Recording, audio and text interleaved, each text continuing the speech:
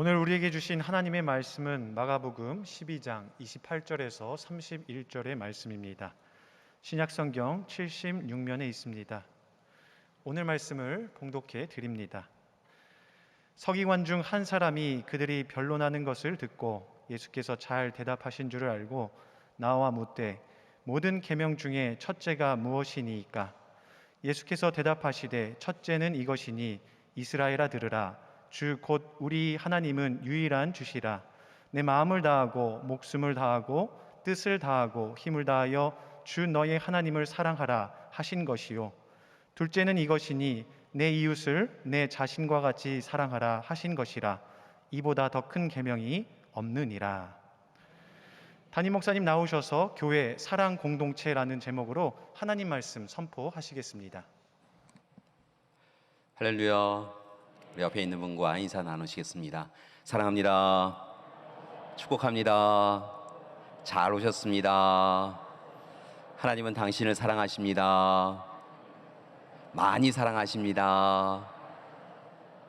고맙습니다. 하나님 우리를 사랑하시는 줄 믿습니다. 우리를 사랑하셔서 부르시고 또 우리와 함께하고 계신 줄 믿습니다. 하나님의 넘치는 사랑이 우리 모두에게 날마다 확인받는 시간 되시기를 간절히 기도드립니다. 얼마 전에 서점에 갔었는데요. 서점에 가서 한 책의 제목을 보고 저도 모르게 미소를 지으면서 한참 동안 그 책의 제목을 본 기억이 있습니다. 그 책 제목이 무엇이었느냐면요, 여러분에게 한번 화면으로 보여드릴 텐데요, 마소 다이코라고 하는 분이 쓴 책입니다. 책 제목이 옷장은 터질 것 같은데 입을 옷이 없어 라고 하는 그런 책 제목이었습니다. 몇 분 웃으시는데요, 같은 마음이신 것 같아요. 옷장을 여니까 옷은 많이 있는데 아무리 생각해봐도 입을 옷이 없다 라고 생각하시는 분들도 계시리라 생각이 듭니다. 그 책 제목을 보면서요, 그와 비슷한 여러 가지 생각들을 해보았어요. 마침 서점에 갔으니까요, 서점에 책은 많은데 읽을 책이 없다, 뭐 이런 생각도 들었고요. 또 다르게는 TV 채널은 많은데 볼 드라마가 없다, 뭐 이런 생각도 들었습니다. 한편으로는 때로 그런 분들도 계실 텐데요, 젓가락을 딱 들었는데 반찬은 많은데 젓가락이 가는 데가 없네, 이렇게 생각하시는 때도 있으시리라 생각이 듭니다. 어째 비슷한 생각을 하시는지요? 그렇게 비슷한 이야기들을 하나하나 생각해 보면서 저도 잘 모르게 미소 지으면서 그런 때 있지, 그런 때 있지, 이렇게 생각하고 있다가 문득 갑자기 두려운 마음이 든 한 가지 생각이 떠올랐습니다. 사실은 예전에 보았던 글이기도 한데요, 그것은 바로 무엇이냐면 교회는 많은데 다닐 교회가 없다라고 하는 그런 문장이었습니다. 옷장에 옷은 많은데 입을 옷이 없다, 에서부터 시작되어진 그 이야기가 갑자기 예전에 보았던 한 문장이 언뜻 떠오르면서 두려운 마음이 생겼습니다. 교회는 많은데 다닐 교회가 없다. 사실은 요즘 교회가 많지요. 한국 교회 부흥성장하여서 사실은 건물 하나 넘어서면 교회가 있는 시대가 되었습니다. 어느 기록을 보니까 편의점보다 많은 것이 교회이다라고 하는 것을 본 적도 있는데요, 그렇게 교회가 많은데 단일 교회가 없다라고 하는 이들이 분명히 있다는 것입니다. 교회 공동체가 어떠한 곳인지 아직 알지 못하는 분들 가운데도 있지만, 안타까운 것은 우리와 함께 교회에 출석하였던 교회 공동체에 속하였던 분들 가운데서도 실은 단일 교회가 없다라고 생각하시는 분들이 있는 것을 봅니다. 그래서 그런 분들을 우리가 호칭하여 부르는 이름들이 있지요. 여러분 혹시 들어보셨을는지 모르겠는데요, 가나안 교인이라고 하는 분들이 있습니다. 가나안 교인이라고 하면 어떤 분들이시냐면 안나가 교인인 것이지요. 가나안 교인, 안나가 교인뿐만이 아니라 요즘은 어떤 교인도 있냐면 교포교인, 교실교인이라고 하는 호칭도 있더라고요. 교포교인은 어떤 분이냐면 교회를 포기하신 분, 교실교인은 어떤 분이시냐면 교회에 실망하여 교회에 출석하지 않는 분들이 바로 그런 분들이셨습니다. 나는 교인입니다 라고 고백하지만 지금의 교회는 다니는 것이 오히려 신앙을 흔들리는 일이기 때문에 나는 교회는 출석하지 않는 교인입니다 라고 하는 분들이 실은 많아진 시대라는 것이지요. 특별히 정말 안타까운 것은 한국 교회가 젊은 세대를 잃어가고 있다는 것입니다. 예전에도 말씀을 드렸지만 교회 학교를 잃어버린 교회가 아주 많다는 것이지요. 어느 기록을 보니까 10대는 종교를 가지고 있는 이들이 전체 10대의 10%밖에 되지 않는다라고 이야기하는 것을 보았습니다. 그 중에서도 기독교인들은 더 적다라고 이야기하는 것을 보았습니다.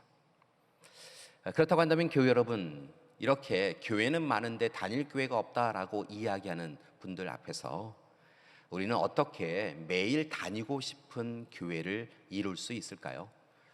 교회라고 하는 곳이 단순히 건물이 아니라 교회 공동체라고 한다면 우리는 어떻게 매일 그립다, 만나고 싶다, 어떻게 사실까? 오늘은 뭘 하실까? 라고 하는 생각으로 궁금해하고 만나고 싶은 교회 공동체를, 다시 다니고 싶은 교회 공동체를 매일 내 발걸음을 재촉하여 한 번쯤은 가보고 싶다라고 하는 그런 교회 공동체를 만들 수 있을까요?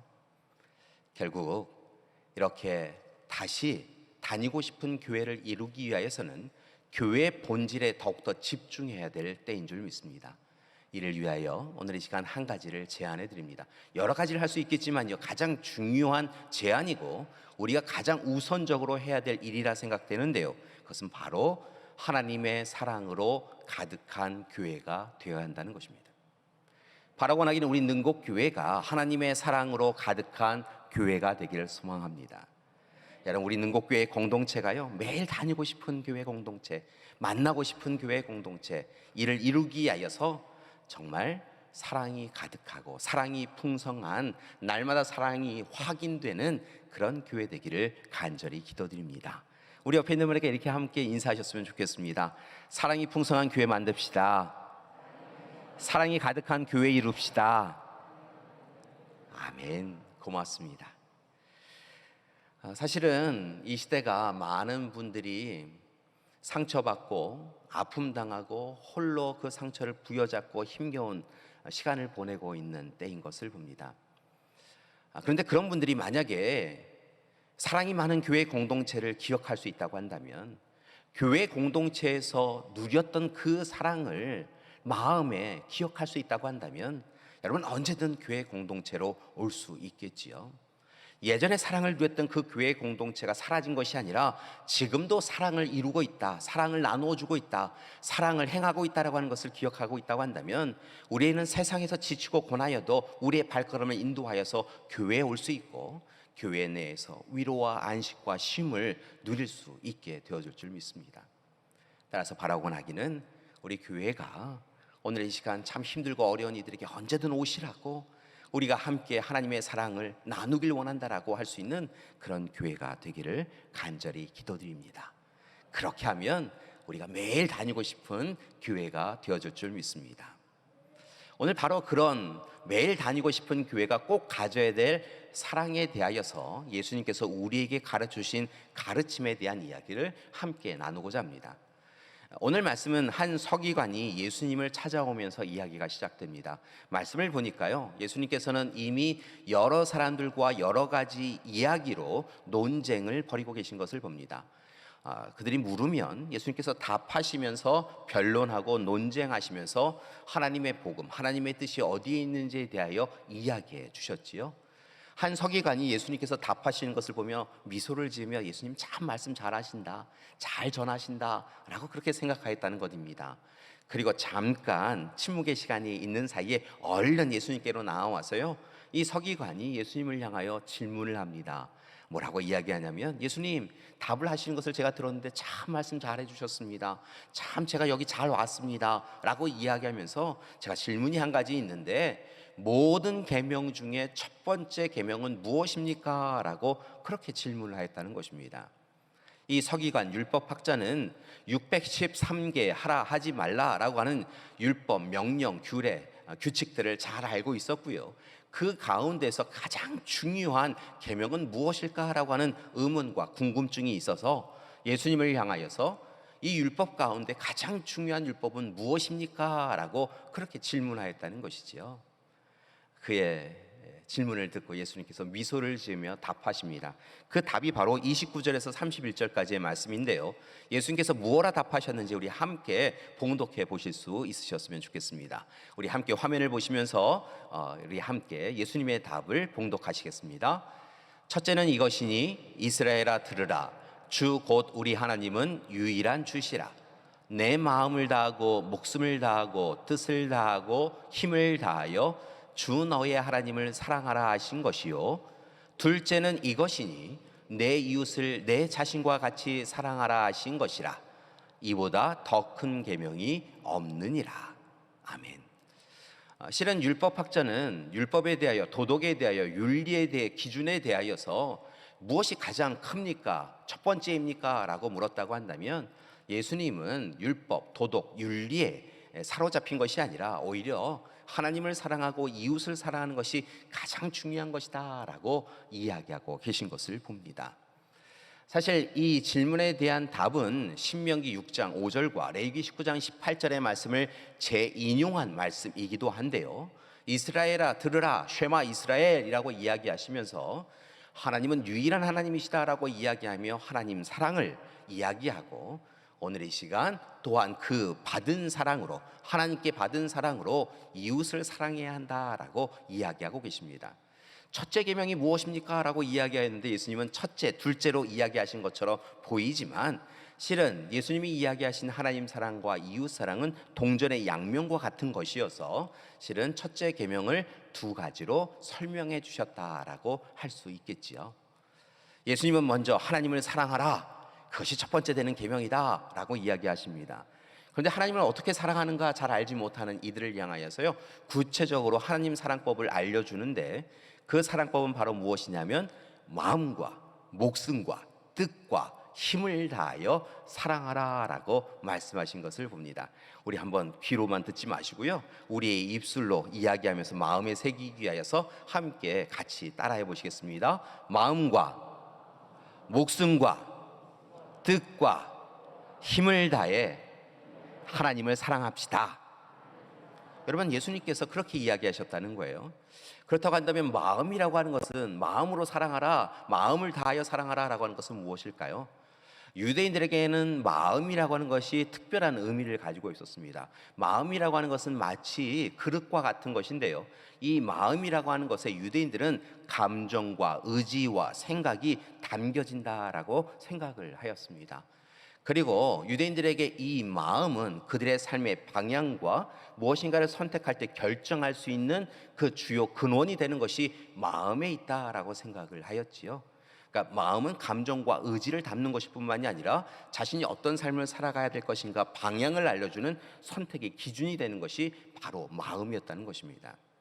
그 마음을 다하여서 사랑하라, 하나님을 사랑하라는 것이 예수님의 첫 번째 이야기셨는데요, 이것은 사실은 인간의 의지, 인간의 경험, 인간의 마음, 인간의 감정, 그것을 가지고 자신의 삶을 결정하듯 그렇게 하나님을 사랑하라고 하는 것은 아니고요, 하나님의 마음, 하나님의 감정, 하나님이 우리에게 허락하여 주신 그 사랑의 속성을 가지고 하나님을 사랑하라라고 하는 그런 말씀인 것을 깨닫습니다. 그러니까 마음을 다하여 사랑하라 라고 하는 것은 내 마음, 내 의지로 사랑하는 것이 아니라 하나님의 마음, 하나님이 주신 마음, 그 마음으로 하나님을 온전히 사랑하라 라고 예수님은 이야기하셨다는 것이지요. 두 번째는 목숨을 다해 사랑하라 라고 표현하신 것을 봅니다. 여기서 목숨이라고 하는 것은 단순히 육적인 생명을 의미하는 것이 아니라 육적인 생명을 뛰어넘어서 하나님께서 태초에 사람을 만드시고 그 코에 생기를 불어넣으셔서 거룩한 영혼을 우리에게 덧입혀 주셨는데요, 거룩한 영을 허락해 주셨는데요, 바로 그 거룩한 영혼을 가지고 사랑하라라고 이야기하고 있다는 것입니다. 그러니까 여기서 목숨이라고 하는 것은 육적인 목숨일 뿐만이 아니라 영혼, 우리의 영을 다하여 그렇게 하나님을 사랑하라라고 예수님은 권고하고 계신 것이지요. 세 번째로는 뜻을 다해 사랑하라라고 이야기하고 계시는데요, 이 뜻은 우리가 생각하는 지성, 이성, 인지 능력을 뛰어넘는 영성에 대하여 이야기하고 있는 것을 봅니다. 사람이 가지고 있는 뜻에는 여러 가지가 있지요. 이성, 지성, 인지 능력, 그 외에도 하나님이 우리에게 허락해 주신 영성이라고 하는 것, 하나님을 온전히 알고 분별하고 하나님의 뜻을 우리가 잘 알아 깨달아 실천하게 하여 주는 영성이라고 하는 것이 있는데요. 여기서 뜻이라고 하는 것은 앞서도 말씀드렸지만 영성을 이야기하고 있습니다. 인간의 이성을 뛰어넘는 하나님의 계획, 돌보심, 이끄심이 있는 것을 고백하며 영성으로 사랑해야 한다라고 이야기하고 있다는 것이지요. 쉽게 말씀을 드리면 보아서 믿는 삶에서 믿어서 보는 삶으로 나아가고 그 믿음으로 하나님을 사랑하라라고 이야기하고 계신 것입니다.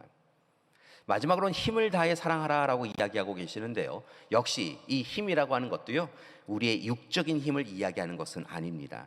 자신의 생각과 의지를 토대로 한 육적인 힘으로만 사랑하라라고 하신 것이 아니라 그것을 뛰어넘는 하나님의 뜻에 철저하게 순종하는 그런 마음을 가져야 된다고, 그런 힘을 가져야 된다고 이야기하고 있다는 것이지요.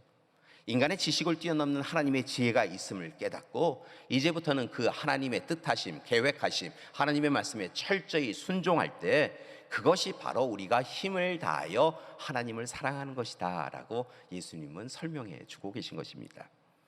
마음, 목숨, 뜻, 힘을 다하여 사랑하라라고 하신 이 말씀은 다시 한번 쉽게 말씀을 드리면 하나님의 마음을 붙잡고 하나님이 허락하여 주신 영은, 거룩한 영혼을 우리의 삶에 모셔드리고 이제부터는 더욱더 힘써서 하나님의 허락하여 주신 지성을 통하여 하나님의 말씀에 순종하는 인생을 살아가야 한다. 그것이 하나님을 사랑하는 것이다. 유일하신 하나님, 하나님을 사랑하시는 것이다 라고 예수님은 권고하고 있는 것입니다. 오늘 서기관을 향하여 또 주위에 있던 제자들을 향하여 분명히 기억해야 된다. 하나님을 사랑하되 네 마음, 네 생각, 네 의지로 살아가는 것이 아니라 하나님이 주신 마음으로, 하나님의 뜻으로, 하나님의 계획으로, 하나님의 말씀에 순종하며 더욱더 철저하게 전력을 다하여 하나님을 사랑하라라고 이야기하고 있다는 것입니다. 그것이 바로 하나님을 사랑하라고 하는 것이었고요, 그것의 동전의 양면이라고 할 수 있는 이웃사랑에 대하여 예수님이 또한 설명하고 계십니다. 그런데 예수님께서요, 이웃을 사랑하라라고 이야기하시면서 그 말씀, 문장을 시작하시면서 아주 중요한 이야기를 하셨는데 우리가 꼭 이것을 놓치는 때가 많은 것을 봅니다. 예수님께서 이웃을 사랑하라라고 이야기하시면서 어떤 문장을 앞서서 이야기해 주시냐면 바로 내 이웃을 내 자신과 같이 사랑하라라고 이야기하셨다는 것입니다. 이웃을 사랑하라라고 이야기하셨는데요, 그 앞을 보니까요, 내 이웃을 내 자신과 같이 사랑하라라고 이야기하셨다는 것이지요. 이웃을 이웃으로 사랑하고 너를 너로 사랑하는 것이 아니라요, 이웃을 내 자신이 나를 사랑하듯 사랑하라는 것입니다. 너를 내가 나를 사랑하듯 사랑하라는 것이지요. 이게 굉장히 중요한데요, 지금까지 우리의 사랑이 너를 너로 사랑하고 이웃을 이웃으로만 사랑하고 내 자신 사랑하듯 사랑하지 않았기 때문에 간격과 틈이 있었고요, 그러니까 이 사랑이 온전하지 않았기 때문에 서로에게 불편한 일들이 생겼다는 것이지요. 여러분, 사랑을 할 때는요, 내 자신을 사랑하듯 사랑해야 될 줄 믿습니다. 가족을, 교우를, 이웃을 사랑할 때 내가 사랑해요 라고 이야기할 때는요, 이웃으로, 교우로, 너로 사랑하는 것이 아니라 내가 나를 사랑하듯, 내가 나를 사랑하듯 당신을 사랑합니다. 내게 하나님 주신 사랑으로 내가 나를 사랑하듯 당신을 하나님 사랑으로, 하나님 사랑에 기준하여 당신을 사랑합니다. 이렇게 고백하며 살아가야 될 줄 믿습니다. 우리 옆에 있는 분에게 다시 한번 인사해 볼까요? 아까랑은 조금 다른 마음으로요, 서로 사랑한다고 고백하셨으면 좋겠어요. 내가 나를 사랑하듯 당신을 사랑합니다. 하나님 주신 사랑은요, 그 사랑으로 사랑한다라고 하는 것은요, 말씀을 보니까 예수님께서 이야기하신 것은 내가 나를 사랑하듯, 얼마나 끔찍해 나의 자신을 사랑해요. 우리가 내가 나를 사랑하듯 상대방을 사랑한다는 거예요. 가족을 그렇게 사랑하라고 예수님은 이야기하고 계신 줄 믿습니다. 교우를, 이웃을 그렇게 사랑하라고 말씀하여 주신 줄 믿습니다.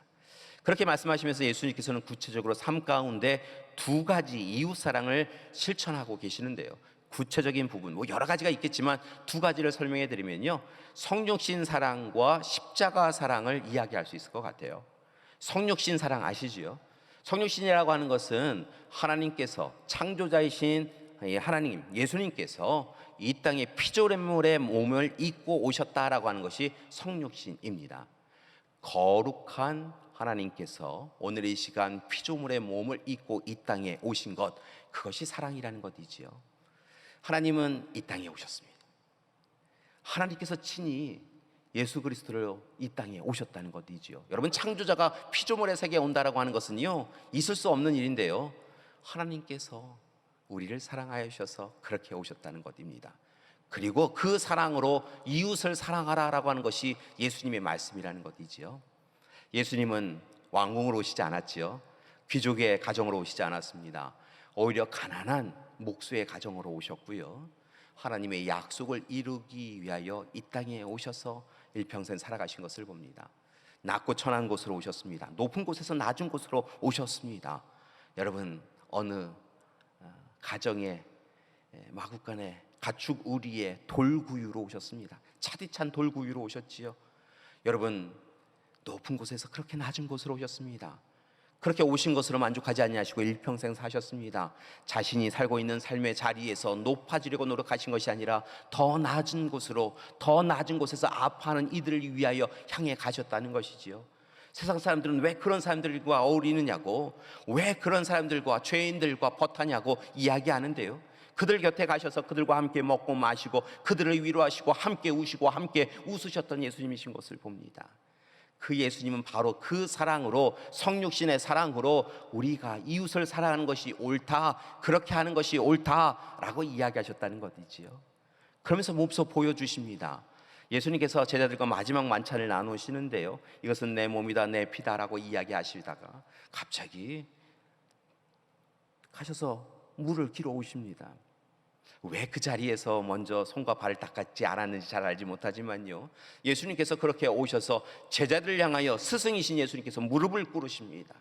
그리고 제자들의 발을 닦아주시지요. 이제 고난과 고통의 자리에 처할 그들을 안타깝게 여기고 불쌍히 여기시면서 그들을 향하여 힘내라고, 용기 내라고 이야기하시며 그들의 발을 닦아주십니다. 그들은 다 마다하고 이 일이 무슨 일인가라고 두려워하는데요, 이것이 옳다라고 이야기하시며 그들의 발을 닦아주십니다. 누가 예수님의 오른쪽에 서느냐 왼쪽에 서느냐 갖고 다투던 그들에게 오히려 서야 될 자리는 낮음의 자리다, 내려놓음의 자리다, 비움의 자리다라고 이야기하시며 이제 이웃을 사랑하되 오늘 이 시간 그렇게 성육신의 모습으로, 성육신의 사랑으로 너희도 무릎 꿇음의 사랑으로 사랑해야 된다라고 이야기해 주신 것이지요. 예수님이 비유의 말씀을 통하여서도 계속하여서 사랑에 대하여 이야기하고 계신 것을 우리는 볼 수 있는데요, 선한 사마리아인의 사랑처럼요, 사랑을 받지 못하여도 때로는요 사람들로부터 조롱과 멸시를 당할지라도 하나님의 사랑에 감사하여서 그 사랑을 전하는 것, 그것이 바로 참으로 예수님이 우리에게 요구하시는 이웃사랑인 것을 깨닫게 합니다. 탕자의 비유도 여러분 잘 아시지요? 여러분, 부모님께 나와서, 아버지에게 찾아와서 내 자산을 주십시오라고 이야기하는 것은요 말도 안 되는 일이었습니다. 살아있는 아버지에게 자신의 상속 유산을 달라라고 하는 것은요 아버지를 무시하는 일이었습니다. 지금도 그렇지만 당시에는 유대인들 사회 속에서는요 절대로 해서는 안 되는 일이었다는 것이지요. 그런데 그렇게 재산을 빼앗아간 아들이 모든 것을 탕진하고 돌아올 때 아버지가 맨발로 달려가서 그 아들을 감싸 안고 입을 맞추고 그를 위하여 모든 것을 회복하여 주고 복권시켜 준 것을 봅니다. 예수님은요 바로 그렇게 탕자의 비유에 나오는 아버지의 사랑으로 이웃을 사랑하라고, 가족과 교우와 이웃을 사랑하라고 우리에게 권고하고 계신 것이지요. 그것이 바로 성육신의 사랑입니다. 두 번째로 보여주신 사랑은 바로 십자가의 사랑입니다.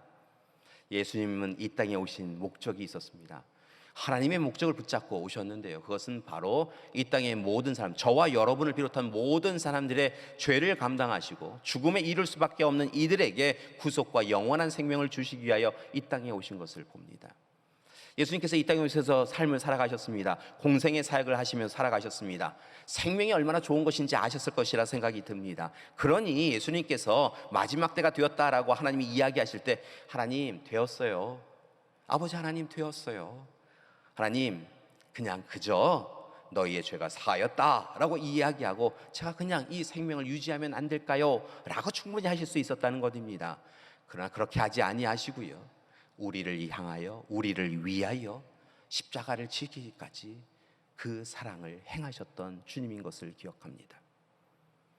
죽은 척한 것이 아니라요, 죽으셨다는 것입니다. 사흘 동안 무덤에 가두어지셨다는 것이지요. 여러분, 예수님은 오늘 이 시간 그 십자가 사랑을 우리에게 보여주셨고 행해주셨고, 그 십자가 사랑을 통하여 구원과 영원한 생명의 약속을 받았다고 한다면, 우리 또한 십자가의 사랑으로 서로를 사랑하는 것이 옳다라고 이야기해 주고 계시다는 것입니다.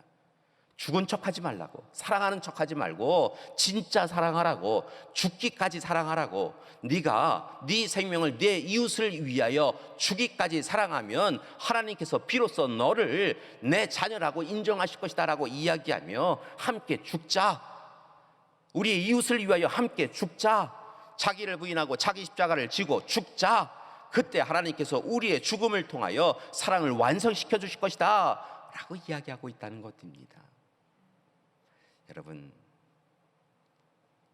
하늘의 미랄이 땅에 떨어져 완전히 죽는 사랑을 행하는 것처럼 우리도 그렇게 주님이 보여주신 그 십자가의 사랑을 실천하며 살아가는 우리가 되기를 소망합니다. 사랑하는 믿음의 가족 여러분, 마음과 목숨과 뜻과 힘을 다하여 하나님을 사랑하시고요, 성육신의 사랑으로, 십자가의 사랑으로 우리의 가족과 교우와 이웃을 사랑하며 살아가는 우리가 되기를 간절히 기도드립니다.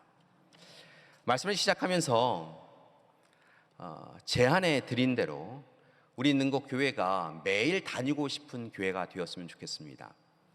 예전에 우리 믿음의 가족분들 이사를 하시면, 아유 목사님 일로 와보세요 라고 이렇게 부르실 때가 있으세요? 그래서 가면요, 창문 한쪽을 열면 교회 십자가가 보여요. 제가 그래서 이 교회를 이곳으로 이사 왔어요 라고 하시는 분들이 참 많으셨어요. 이사를 하시려고 준비하고 계획하신 과정 가운데 교회 가까이로 오고 싶어서 교회 가까운 데로, 사실은 더 살고 싶고 더 사고 싶은 집도 있었지만 교회 가까이에 있어야겠다 생각이 들어서 교회 가까운 데로 오기 위하여 이 집을 선택하였어요 라고 하는 그런 분들의 말씀을 듣곤 하였습니다. 한 번이라도 더 가고 싶은 교회, 발걸음을 재촉하여서 오고 싶은 교회, 그런 교회가 우리 능곡교회가 되었으면 좋겠습니다.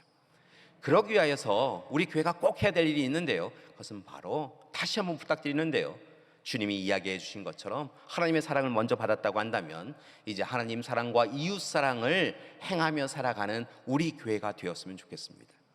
우리 교회가 하나님 사랑과 이웃 사랑으로 충만하다고 한다면, 여러분, 자연스럽게 우리의 자녀가 분명 세상에서 지치고 고날 때, 하나님 사랑과 이웃 사랑, 교우 사랑이 그리울 때마다 우리 교회에 와서 위로과 안식과 쉼을 누릴 수 있게 되어줄 줄 믿습니다. 그러니 부모와 자녀가 함께 손 맞잡고, 3대 4대가 함께 손 맞잡고 교회 가자라고 이야기하고, 오늘 평일이지만 교회 가보자라고 하면서 오실 수 있도록 우리가 함께 사랑이 풍성한 교회 공동체를 이루어 가기를 소망합니다.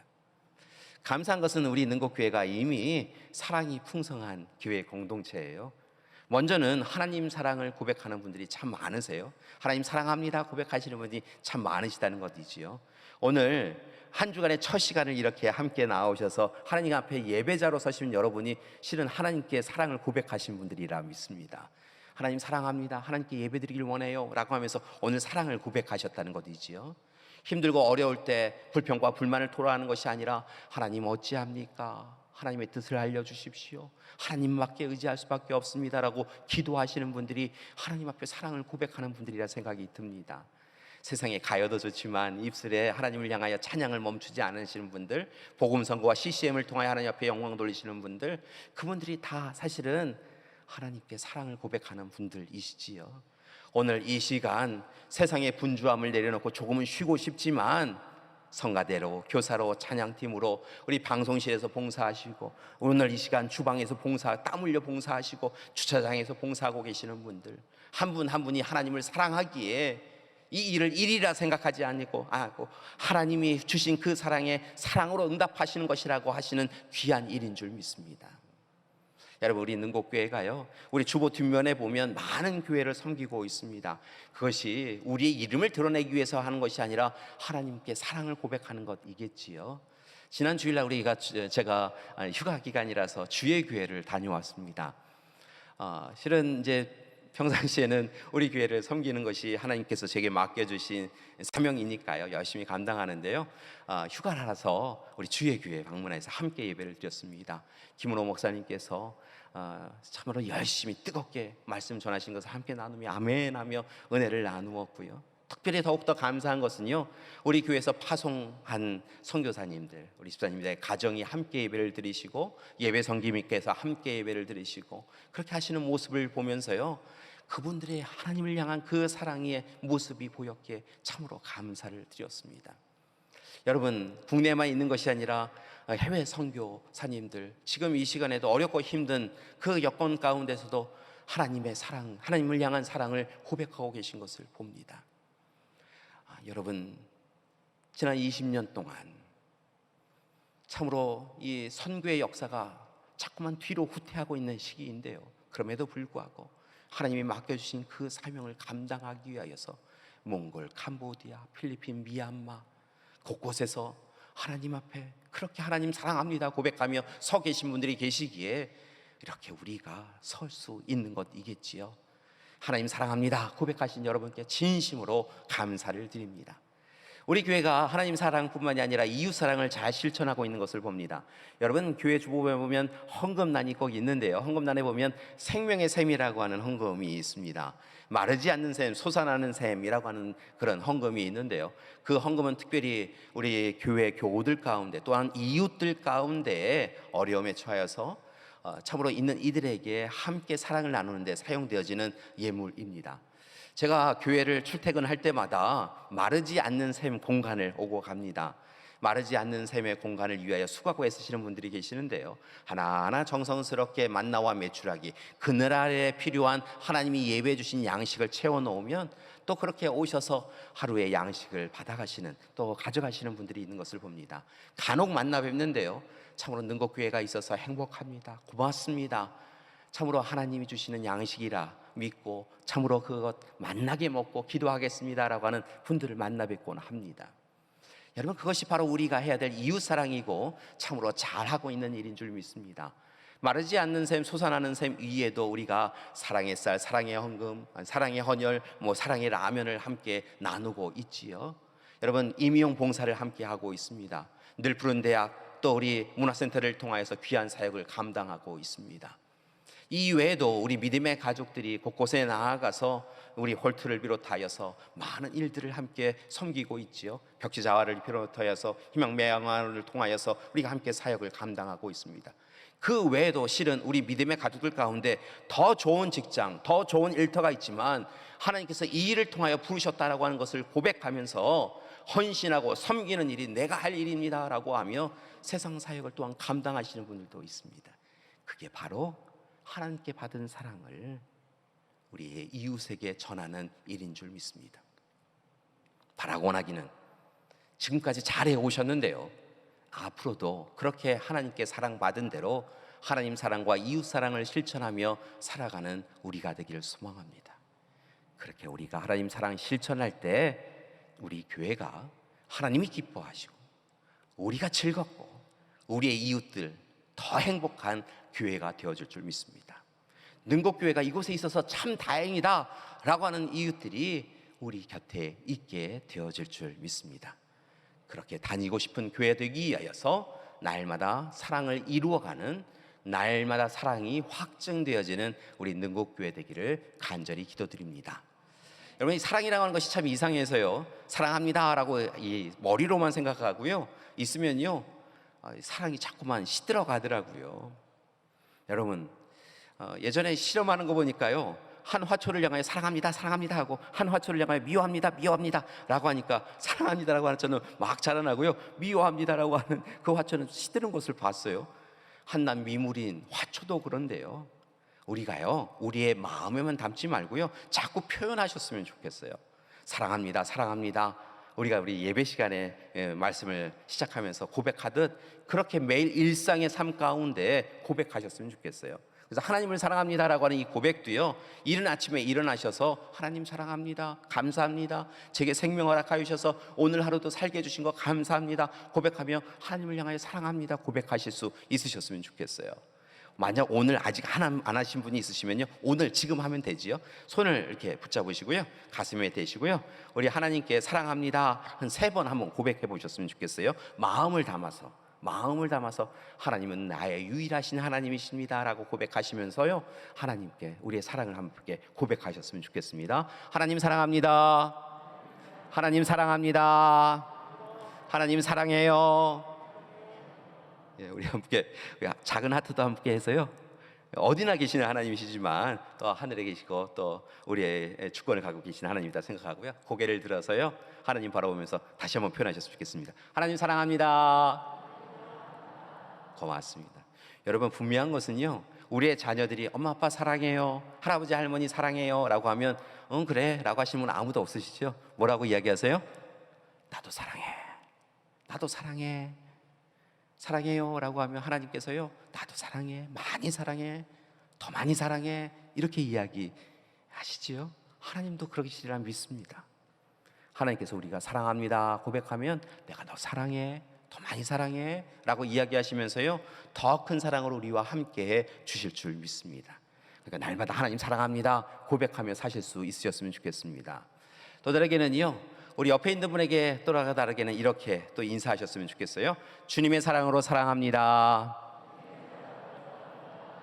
내 의지, 내 생각, 내 마음으로 사랑하는 것이 아니라요, 주님의 사랑으로 사랑하셨으면 좋겠어요.